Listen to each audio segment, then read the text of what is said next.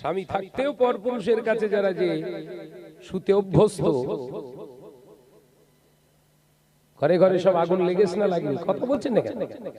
টেনশনে আছেন নাকি?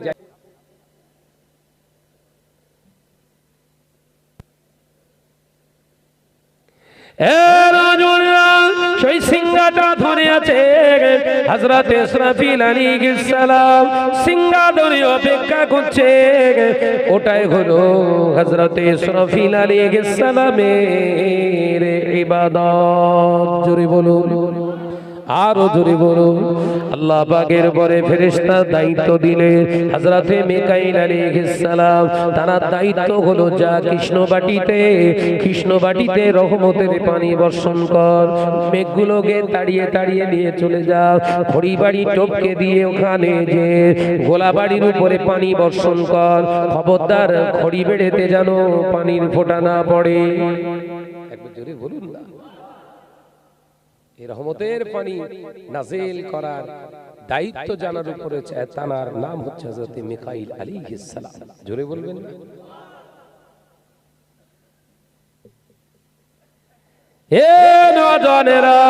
এরপরে দায়িত্ব দিলেন সব থেকে নিষ্ঠুর, সব থেকে আপনার হৃদয়ের কঠিন একজন ফেরেশতা। ওই ফেরেশতার নাম হলো মালিকাল মউত, আজরাইল বলে আমরা যেটাকে চিনি।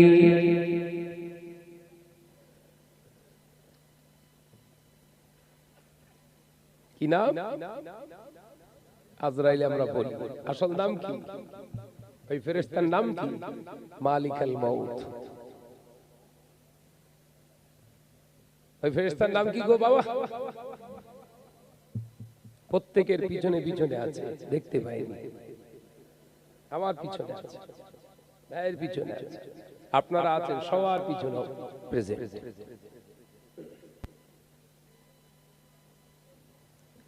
দায়িত্ব কি? হুকুম হবে, পুটি চুনো পুটির মতো পেট টিপে জানটা বের করে দেবে। হামবাড়া তামবাড়া বিশাল টাকা পয়সা সব চিত, এ কথা বলে না। একটু এগিয়ে গিয়ে আসেন তো, ভাইরা বসতে পারছে না, দেখেন পিছনে সব দাঁড়িয়ে রয়েছে, পড়ার জায়গা নেই। এগিয়ে গিয়ে আসি, আল্লাহর রাস্তায় আসেন, আওয়াজ করবেন না। আওয়াজ যদি হয় দরুদের আওয়াজ হোক, আল্লাহুম্মা। আসেন, সরে সরে চলে আসেন, আসেন আসেন। ওয়ালা আলি মিষ্টি ছাড়া, চা পাতা ছাড়া, একদম হালকা চা পাতা দিলি আসতে হবে। মুহাম্মাদের সঙ্গে আল্লাহুম্মা সাল্লি আলা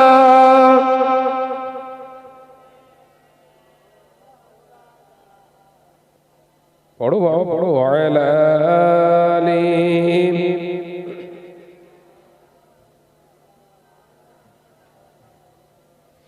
এ নওজওয়ানেরা, যুবকেরা, ছেলেরা, বাচ্চারা, পর্দানিশীরা, মা ও বোনেরা, আলোচনা বোঝাতে চেয়েছিলাম আল্লাহ তাআলা ফেরেশতা আজরাইলকে দায়িত্ব দিয়েছিলেন কবে থেকে জানে? যখন আল্লাহ পাক মানব জাতিকে সৃষ্টি করবে, এই নিয়ে চিন্তা দিয়ে আল্লাহ তাআলা সর্বপ্রথম যখন হযরতে জিবরাইলকে বলেছিলেন, হে আমার ফেরেশতা জিবরিল আমিন, যাও যাও, আমি আল্লাহ পাক খলিফা, আমি আল্লাহ পাক ইন্নী জাইলুন ফিল আরদি খলিফা, আমি পৃথিবীর জমিনে নিশ্চয়ই একজন খলিফা নির্বাচন করতে চাই। আমি আল্লাহ তাআলা আমার খলিফা হিসাবে আদমকে দেখতে চাই। যাও জমিনে চলে যাও, পৃথিবীর জমিনে এক মুষ্টি মাটি আমাকে এনে দাও, ওই মাটি দ্বারা নির্মিত হবে আদম।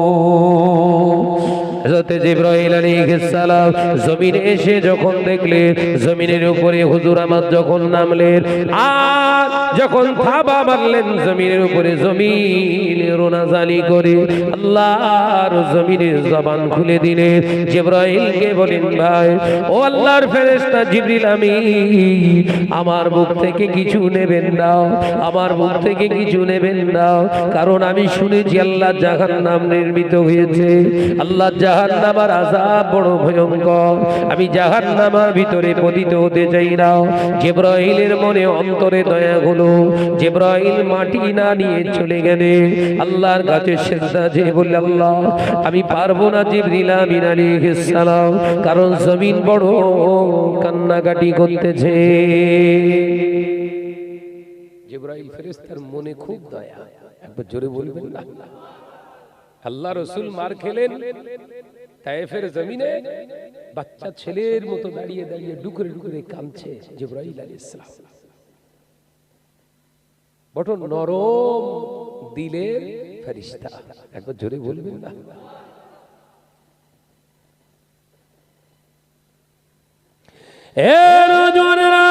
যুবকেরা পাঠিয়ে দেয়া হলো ইসরাফিলকে। ইসরাফিল আলাইহিস সালাম জমিনের উপরে যখন থাবা মারলেন, আবারও কান্নার আওয়াজ পেলেন। হযরত ইসরাফিলকে একই কথা বললেন। ইসরাফিলের অন্তরে বড় মায়া হলো, আবার তিনি ফিরে চলে গেলেন। আল্লাহ আমি পারলাম না, জমিনের কান্না আমি সহ্য করতে পারলাম না। আল্লাহ পাঠিয়ে দিলেন মিকাইলকে, আমার ফেরেশতা মিকাইল তুমি যাও। থাবা মারা হলো, আবার কান্নার আওয়াজ পেয়ে ফিরে চলে গেলে। আল্লাহ এই কঠিন কাজটা আমি পারবো না। আল্লাহ হুকুম করলেন, ওই আমার মালাকুল মউত আজরাইল তুমি যাও, যাও, আমি আল্লাহ হুকুম করছি মাটি আনো। আল্লাহ তাআলা হুকুম করার সাথে সাথে হযরতে মালিকুল মউত আজরাইল আলাইহিস সালাম জমিনের উপরে এসে দাঁড়িয়ে এক থাবা মেরে দিলেন, মাটি কাঁদতে শুরু করলে। আজরাইল বললেন, এ জমিন তোর কান্না আগে আমার কাছে নয়, আল্লাহর হুকুমটাই হলো আমার কাছে আগে।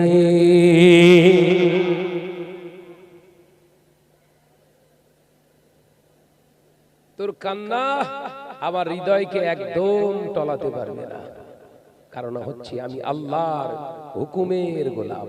একবার জোরে বলে নিয়ে চলে গেল। আল্লাহ জিজ্ঞাসা করছে, কি গো আজরাইল, মনে দয়া হলো? কেন হবে আল্লাহ? জমিন কাঁদেনি? হ্যাঁ কেঁদেছে। কিছু বলনি? আল্লাহ বলে দিয়েছে। কি বলেছো? তোর কান্না মায়া কান্না আগে নয়, আমার আল্লাহর হুকুমের তাবেদারি আগে। একটু জোরে বলো। তুমি এত নিষ্ঠুর, যাও, তোমাকে এই দায়িত্বটাই দিয়ে দিলাম। মাটি এনে যেমন আদমকে সৃষ্টি করা হলো, ওই মাটিকে আবার জমিনের উপরে শুইয়ে দেওয়া, মাটি করে দেওয়ার দায়িত্বটা তোমার উপরেই থাকলো। একবার জোরে বলো। ফিগার বিশাল, টিপেলে বেরিয়ে গেল, মাটি মাটিতেই পড়ে রইল।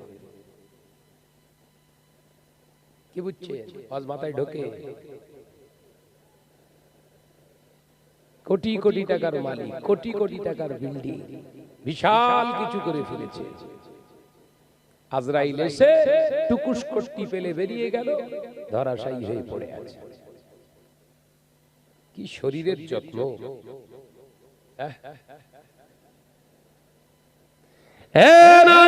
যুবকেরা, আমার আল্লাহ পাক জানিয়ে দিলেন, ওমা আদরাকা মাল কারিয়া ইয়াউমা ইয়াকুনুন নাসু কাল ফারাশিল মাবসুস।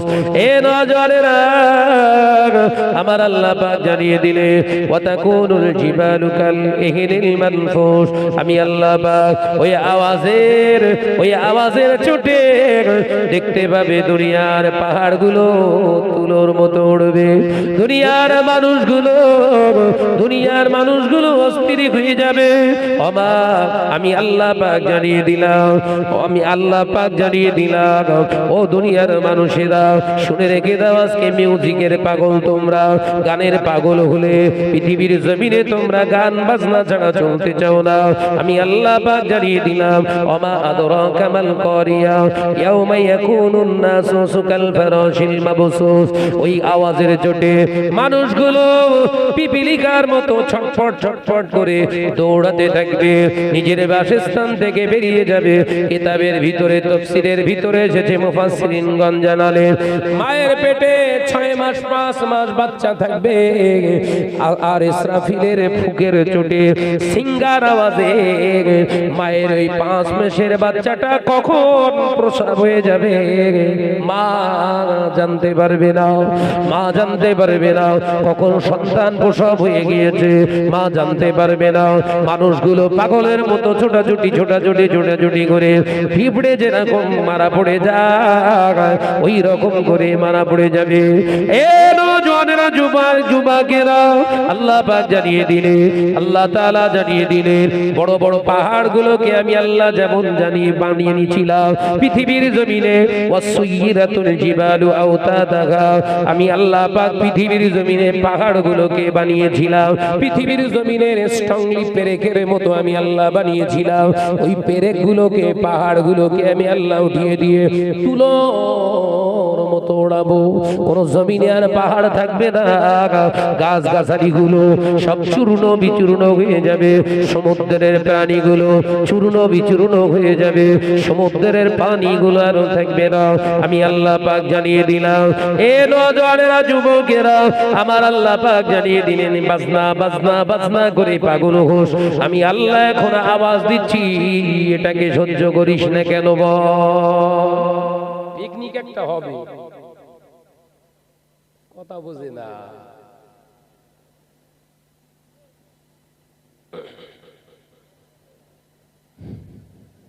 ঘরের ছেলেরা আবার বলে এতে ঠিক হচ্ছে না, ডিজে লিয়ে ডিজে। ওটা আবার কোম্পানি বিশ্বাস করার জন্য মিউজিকের সঙ্গে ডিজে শব্দটা আবার মাঝে মাঝে ডিজে কারণ স্মরণ করতে অরিজিনালি ডিজে তুইলে নাচ, এটাই তো নাকি ভাইজান? আপনি কি করে জানেন? হ্যাঁ, মাঝে মাঝে কানে পড়ে তো।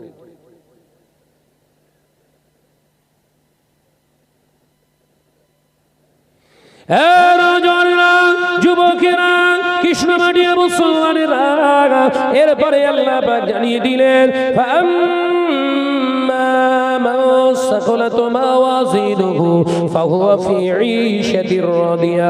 ওই ধ্বংসাবশেষে, ওই ফানার দিনে, ওই কঠিন দিনে চূর্ণ বিচূর্ণ হতে থাকবে, কিন্তু আমি আল্লাহ আমার এক শ্রেণীর বান্দাকে আমি আল্লাহ আমার কুদরতি রহমতের ছায়াতলে তাদের হেফাজত করব। একবার জোরে হবে না? একবার জোরে হবে না? فأما من ثقلت موازينه فهو في عيشة راضية। যারা পৃথিবীর জমিনে চলেছিল আমি আল্লাহর রেজামন্দির জন্য, যারা কথা বলেছিল আমি আল্লাহর সন্তুষ্টির জন্য, যারা পৃথিবীর জমিনে বন্ধুত্ব করেছিল আমি আল্লাহর জন্য, পৃথিবীর জমিনে মানুষের সঙ্গে সম্পর্ক খারাপ করেছিল আমি আল্লাহর জন্য, পৃথিবীর জমিনে ভালোবাসা তৈরি করেছিলেন আমি আল্লাহর রেজামন্দির জন্য, ওই কঠিন মহাবিপদে আমার রহমতের কোলে তাদেরকে আমি আল্লাহ গাইডনেস করব। একবার জোরে বলুন। জায়গা পাবেন কিনা নিজে নিজে ভাবুন। দুনিয়ার মানুষ আপনাকে খারাপ বলছে না ভালো বলছে, ওটা বিবেচ্য বিষয় নয়। আপনার নিজের সুপ্রিম কোর্ট আল্লাহ দিয়েছে, সুপ্রিম কোর্টে বিচার করুন, নিজের বিচার। শুনছে? বিবেক আল্লাহ দিয়েছে না দেননি? সমগ্র এই কৃষ্ণবাটির মানুষ আমাকে বাহা দেয়, ভালো বলে, কিন্তু আমার আল্লাহ রসুল আমাকে মহাব্বত ভালোবাসা করে না, এক পয়সা মূল্য নেই আমার। কথা বুঝতে পারোনি বাপ?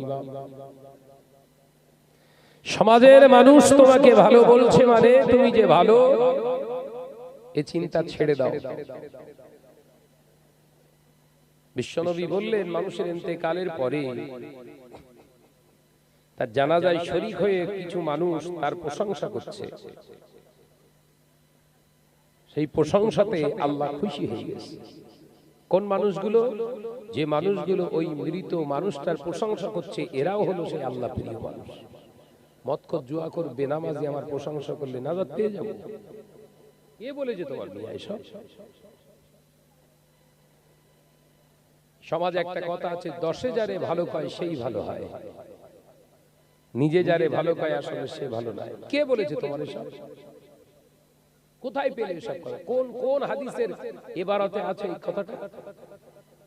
ওই 10 জন যদি পাকা এলাকার জিনাখোর হয়, এই এলাকার বেনামাজি যদি ওই 10 জন হয়, ওই 10 জন বেনামাজি সুদখোর জিনাখোর আমাকে ভালো বলছে, আমি ভালো? আল্লাহর কোরআন মিথ্যা হয়ে গেল? জিনাখোররা যদি তোমাকে পছন্দ করে, নিশ্চয়ই জিনাখোরের ইন্ধনে তুমি চলছো, আল্লাহর হুকুমকে জবাই করেছো। আল্লাহ প্রিয় হলে কোত্থেকে? কথা বুঝছেন না? একটা মানুষের, একটা মহিলার চেহারা সিফসিফে পরিষ্কার, খুব সুন্দরী দেখতে, গ্রামের মানুষ সবাই বলছে মেয়েটা খুব ভালো। ভালো হয়ে গেল, সার্টিফিকেট হয়ে গেল ভালো।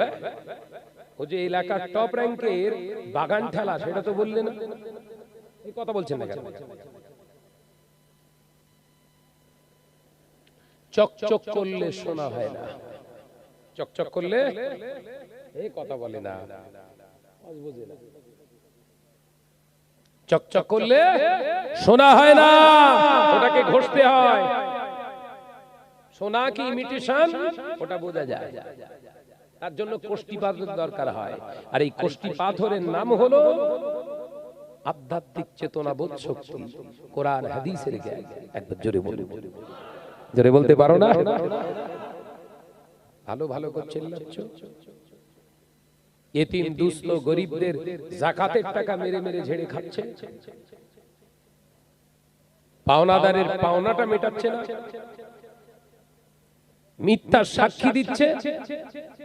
ভালো, তোমার চাহিদা কিন্তু কোথায় গেল? যুবকেরা, ছেলেরা, বাচ্চারা, আমার আল্লাহ পাক জানিয়ে দেন, ফাআম্মা মান সাকালাত মাওয়াজিনুহু ফাহুয়া ফি ঈশাতির রাদিয়া ওয়া আম্মা মান খাফফাত মাওয়াজিনুহু ফাউম্মুহু হাবিয়া। আমার আল্লাহ পাক, আল্লাহ তাআলা তার ঠিক পরের আয়াতে আল্লাহ জানিয়ে দিলেন, ওয়া আম্মা মান খাফফাত মাওয়াজিনুহু ফাহুয়া ফাউম্মুহু হাবিয়া। আমি আল্লাহ পাক জানিয়ে দিলাম, আর একদল বান্দা বান্দি সেদিনে উঠবে, তাদের এই ধ্বংসের দিনেতে আমি আল্লাহ রহমত নাজিল করব না, তাদের প্রতি করুণার দৃষ্টি দিয়ে তাকাবো না, তাদেরকেও আমি নাস্তানাবুদ করে দেব। হে আমার বান্দা, তাদেরকেও আমি জাহান্নামী করে দেব। ওই বান্দা বান্দিকে যারা দুনিয়ার জমিনে হালালকে হারাম বানিয়েছিল, যারা হালালকে হারাম বানিয়েছিল, আর যারা হারামকে হালাল বানিয়েছিল, আমি আল্লাহ তাদেরকে জাহান্নামায় পরিত্যাগ করে দেব, পতিত করব। এ নওজওয়ানেরা, আমার আল্লাহ আবার বললেন, ওমা আদরাকা মা হিয়া নারুন হামিয়া। আমি আল্লাহ পাক, আল্লাহ তাআলা ওই মহাময়দানে, হাসরের কঠিন দিনে আমি আল্লাহ তাদের প্রতি নির্দয় হয়ে যাব, তাদের প্রতি ইহসান দেখাবো না। আমি আল্লাহ তাআলা তাদেরকে হাবিয়া নামক জাহান্নামার ভিতরে নিক্ষেপ করব। মিউজিক আমাদের জন্য হালাল না হারাম? জোরে বলেন। এটাকে যারা হালাল বলে চালিয়েছে, মিউজিকের জন্য যারা 1 জানুয়ারি আদায় করেছে, এরা যদি ওই অবস্থায় মারা যায়, শরীয়তের লিখিত ফতোয়া আছে, ওদের জানাজা পড়া শরীয়তে বৈধ নয়। দোয়া করবে কে তাকে? আমাদের দেবে কন্ট্যাক্ট সব, তাকে একটু বেশি মারবেন সোজা ডাইরেক্ট পৌঁছে দেবে। অন্যায় রাহাজানি মুসলিম সমাজে প্রতিষ্ঠিত হলো কিভাবে? এইভাবেই তো। একজন আলেম যখন পনের শাদী পড়াবে না, বিবাহ পড়াবে না, তো অপরজন এসে বলছে ওর একটু চুলকুনি বেশি, আমার দে, আমি পড়াচ্ছি। এ কথা বলছে না কেন? একজন আলেম এসে ওয়াজ করতে এসে যখন বললেন সুদখোরের বাড়িতে আমি জানতে পেরেছি সুদের টাকা আমি এর বাড়িতে খাবো না, পক্ষান্তর একজন বক্তা অত ধরতে গেলে আর চলা যায় না, তুই ভাত নিয়ে আয়।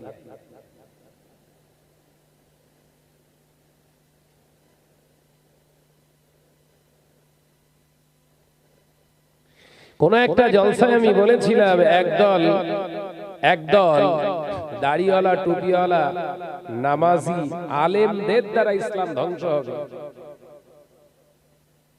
কোন একজন মৌলী সাহেব বিরাট বড় মুহাদ্দিস সাজে নিজেকে, সে বলতেছে কোন কিতাবে আছে, তার মানে জমিনের উপরে যা কিতাব আছে ও সব পড়া আছে। কথা বুঝতে যাচ্ছে? মাথায় কতটা ষাঁড়ের গু না থাকলে এরকম বলতে পারে? হ্যাঁ,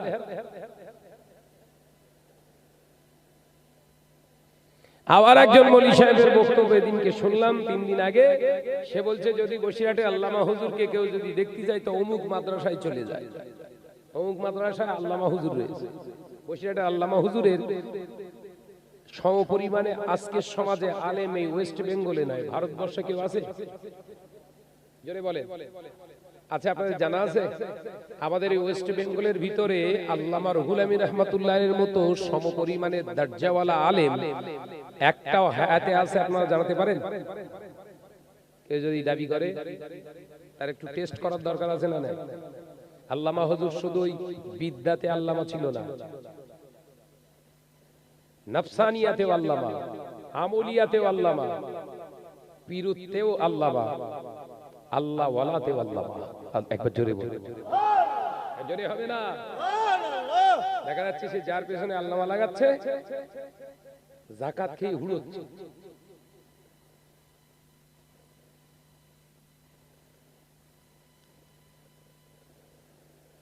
এখন আর মদ খদ্দের মদ খোর বলতে আমার আর ভালো লাগে না। কিছু কিছু মোল্লা মৌলী সাহেব এত বেরিয়েছে মদ খোরের থেকেও বেশি ভুল বকে এরা, এত নেশায় রয়েছে এরা। এসব নেশাখোর বলো। মদ খেয়ে একজন মাতলামি করে, ওর মাতলামি আলাদা, আর দাওয়াত পাওয়ার, সমাজে সমাদৃত হওয়ার, সমাজে প্রতিষ্ঠিত হওয়ার জন্য ভুল বকা, এ মাতলামো এ মাতাল কিন্তু আলাদা। আছে চাটখোর। কথা বলছেন না কেন? এরম চাটখোর সমাজে বেড়েছে না কমেছে? মনে করতে তেল মেরতেছি আমার বিরাট দাওয়াত হবে না। দাওয়াত তুই পাবি কিনা আল্লাহুই আলাম, আল্লাহ জানে, কিন্তু কবরে গেলি তোর কবরে সেকেন্ডে সেকেন্ডে বাস পড়বে, কোনো সন্দেহ নেই। কোথায় চাঁদ আর কোথায় পেঁয়াজ?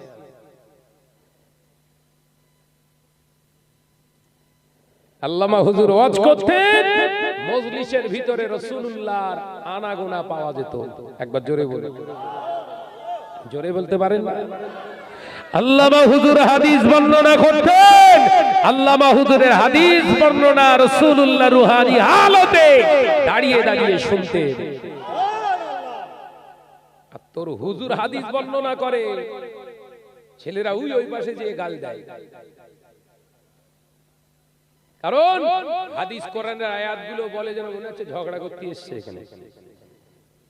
আমিও তো ঝাড় দিয়ে কথা বলছি। কথার ভিতরে মিষ্টতা, কথার ভিতরে নমনীয়তা আছে না? না, এমনি কথা বললে মনে হচ্ছে ঝামেলা করতে এসছে।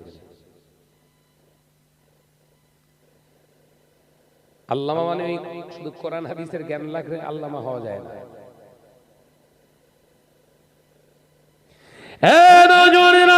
যুবকেরা যুবকেরা, ছেলেরা, বাচ্চারা, পর্দানিশীনা মা বোনেরা, শুনে রেখে দি, জেনে রেখে দি, আল্লাহর ওলি হযরতে মুজাদ্দিদুজ্জামান আমিরুশ শরিয়াত আলা হযরত আল্লাহ হুজুর পীর কিবলা রাহমাতুল্লাহ আলাইহি আল্লামা হুজুর সম্পর্কে জানিয়েছিলেন, আল্লাহ পাক আমাকে ইলমে লাদুন্নি দান করেছিলেন, আর আমি আমার বড় মাওলানা আল্লামা রুহুল আমিনকে আমি সেটাকে দান করেছি।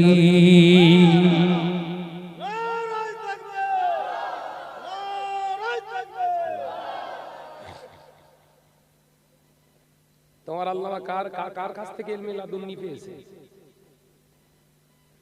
তোমার হুজুর শুধু তামাক খাচ্ছে, তামাক স্টেজ পর্যন্ত ছাড়তেছ না, নবিয়ানা স্টেজ, গালের ভিতরে তামাক,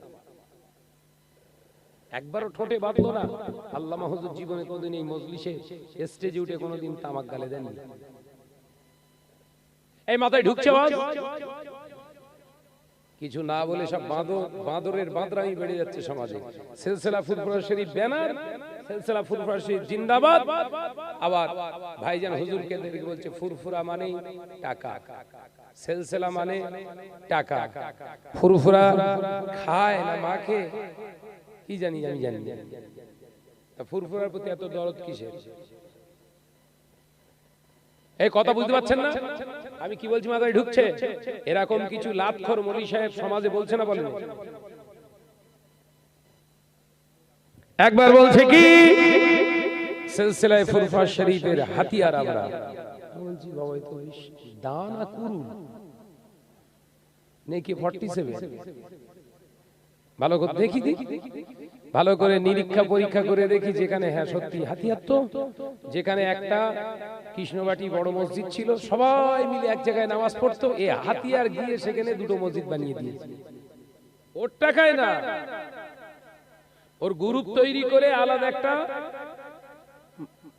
মসজিদ তৈরি করে দিয়ে বলছে তোরা মাঝের পাড়ারা এই মসজিদ চালা, অসুবিধে নেই। আর এখানে যত আলেম ওলামা আসবে ওয়াজ করতে, তারা টাকা পয়সা চেয়ে ওয়াজ করবে না, ওদেরকে নিয়ে আসবে। তার মানে গ্রুপ তৈরি হয়েছে না? আমি তাই না বলি, হ্যাঁ ওই জন্যই বলে ফুরফুরার হাতিয়ার, তার মানে ফুরফুরা কেটে টুকরো করবে সেই হাতিয়ার। এই কথাটা ঠিক বলছি না ভুল বলছি? জোরে বলুন। তবলিগ জামাত বলুন, বেরেলি বলুন, খানকাবাটি বলুন, আপনার শাফি মাযহাবের মানুষ বলুন, সালাফি বলুন, আপনার আহলে হাদিস বলুন, এরা সিলসিলা ফুরফুরা শরীফের বিরুদ্ধে কথা বলে, মিডিয়ার সামনে উল্টো পাল্টা বকে, কিন্তু মসজিদ ভাগ করেছে এরকম রেকর্ড কিন্তু নেই। আছে আপনাদের কাছে? এরা অবশ্যই ফুরফুরা শরীফের দুশমনি করে, এরা উল্টো পাল্টা বকছে, নেটে দেখতে পাচ্ছি। কিন্তু কোন এলাকায় দেখতে গিয়ে দেখেন তো যে দাদা হুজুর পীর কেবলার প্রতিষ্ঠান একটা মাদ্রাসা ছিল, সেই মাদ্রাসাটা ভেঙে দিয়ে নিজেরা মাদ্রাসা করেছে।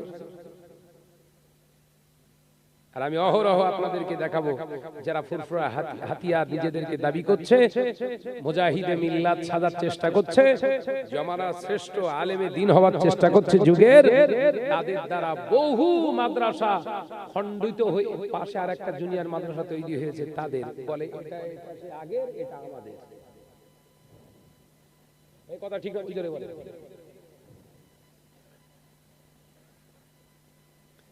এই বললে ফুরফুরা শরীফের জন্য জান দিয়ে দিচ্ছি, তবে মাদ্রাসার সেক্রেটারি ভাই সাহেব নি কেন? এই কথা বলছেন না কেন? ওই ম্যানেজিং কমিটির সভাপতি ভাই সাহেব হুজুরদের যে কোনো একজন আওলাদদের দেন না। ও যদি সভাপতি হয়ে যায় তাহলে তো মনোনীত করা হবে না। এই কথা বুঝাচ্ছেন না? আমরা একটা মুক্তব বোর্ড খুলেছি, জানেন তো? ফুরফুরা শরীফ মুক্তব বোর্ড। যখন প্রথম পীর আল্লামা শাহ সুফি ওমর সিদ্দিকী চাচা জান হুজুর কেবলা দামাত বারকাতু হুজুর কেবলার বাড়িতে বসে আমরা মিটিং করছি, প্রথম আমরা প্রস্তাব রাখলাম এই মুক্তব বোর্ডের প্রেসিডেন্ট আলহাজ পীরজাদা সানাউল্লাহ ভাইজান হুজুর আপনাকে হতে হবে। এই মুক্তব বোর্ডের পরিচালক ডাইরেক্টর হতে হবে পীরজাদা জুনায়েদ ভাইজান আপনাকে। তো ওনারা খামোশ খেয়ে অবাক হয়ে গেলেন। যে সমাজে সিলসিলা সিলসিলা করে বহু মৌলী সাহেব তো চেল্লাচ্ছে, তাদের স্থান দখল করা নিয়ে পাগল হয়, আর শাহনাজ ভাইরা এসে উল্টো শোনাচ্ছে। তো তাহলে আপনারা, ওনারা বলছেন আপনি তাহলে কি করবেন? আমি লেবার খাটবো। কথা বুঝতে পারছেন? আমাদের কাজ হচ্ছে খাটা। তারপর দ্বিতীয় প্রশ্ন করলো এই বক্তব্য বোর্ডের যে খরচ খরচা কিভাবে মেইনটেনেন্স হবে, এই পকেটে হাত দিতে হবে। জনসাধারণ বাদ, জনসাধারণের পকেটে হাত দেওয়া যাবে না হুজুর। জনসাধারণের কাছ থেকে ওই পর্চি কাটা যাবে না। বক্তব্য চলবে সব আলেমদের হুজুরদের টাকায়। হুজুরকে আপনারা শুনে খুব খুশি হলেন। চলছে, আল্লাহ বহাল তবিয়াতে চালাচ্ছে। তবে আমি আপনাদের এই কৃষ্ণবাটি বলে যাব না যে আমাদের বক্তব্যে পড়লে আপনাদের ছেলেরা ইঞ্জিনিয়ার হবে, আপনাদের ছেলেরা বিরাট বড় ব্যারিস্টার হবে, আপনাদের ছেলেরা বিরাট বড় ইংলিশম্যান হবে, এটা বলতে পারবো না। কারণ মিথ্যে কথা বলা সব নেই, ধোকা দেওয়া সব নেই। এতটুকু বলতে পারি, দাদা হুজুরকে সঠিকভাবে চিনবে এবং কোরআনকে সুন্দর করে নিজের জীবনে প্রতিষ্ঠিত করবে, সেই শিক্ষা আমরা এই বোর্ড থেকেই দেব। বলুন সকলে সুবহানাল্লাহ। এই জন্য আমরা বক্তব্য করেছি। যেই বক্তব্যটা খুলে এরকম মিডিয়ার সামনে আমরা ডিক্লেয়ার দিয়েছি, আমাদেরকে প্রশ্ন করিনি সালাফিরা, আহলে হাদিসরা, বেরেলিরা, খানকাবাটিরা, রাফিজি, খারিজি, এরা কেউ আমাদের প্রশ্ন করিনি এতদিন কোথায় ছিলে। এই প্রশ্নটা করছে কারা? যারাই বলছে আমরা সিলসিলার হাতিয়ার, তার মানে আবার কাটবে। যারা বলছে আমরা সিলসিলা হাতিয়ার, মুজাহিদে মিল্লাত, এতদিন কোথায় ছিলে? কি চিটকুনি চুটকুনি চিমটি কাটা কথাবার্তা। তাই তো এতদিন, হ্যাঁ তো, না তো, করলে কি না করলে কি, তাই তো মুখ দেখানো যায় না, তাই একটা করি। চোরের মন পুলিশ পুলিশ,